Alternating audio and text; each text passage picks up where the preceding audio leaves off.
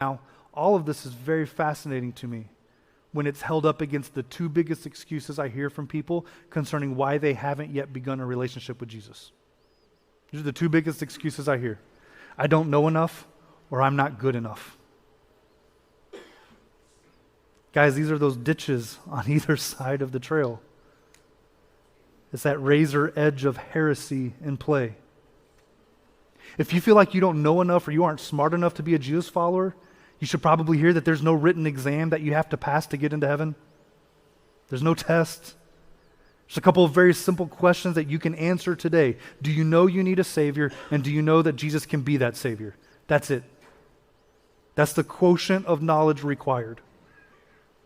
You don't have to know everything about Him. In fact, this is the beginning of a relationship. You're making a simple commitment to live with Him. And then for the rest of your life, can you commit to knowing Him more? And some of you feel like you're not good enough, or that you aren't even capable of becoming good enough to be a Jesus follower. Do you know how backwards that is? Did you know that there's no way that you could be good enough to not need Jesus? The fact that you aren't good enough is the very reason that God sends His Son to save us from ourselves.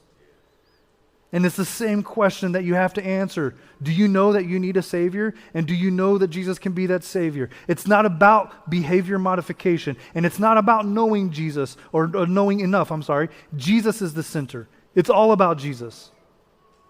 Maybe the most important phrase in this verse that we haven't even paid any attention to, from John 14. Nobody gets to the Father except by me. I am the way and the truth and the life.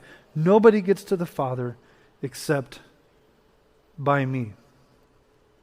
Because truth walks that razor edge of heresy. Heresy isn't going to get you where you want to go. And if you miss Jesus, you miss the way and the truth and the life. Do you remember when Jesus said these words? And it's exclusive language, but it's clarifying. Do you feel like your life is in chaos? Do you feel like your relationship with God has been chaotic? Do you feel like you can't quite figure it out, like you don't know enough, or that you can't be good enough? Do you feel like there's this constant tension or conflict between you and God? Do you feel like there's something that's keeping you from being able to make Him center?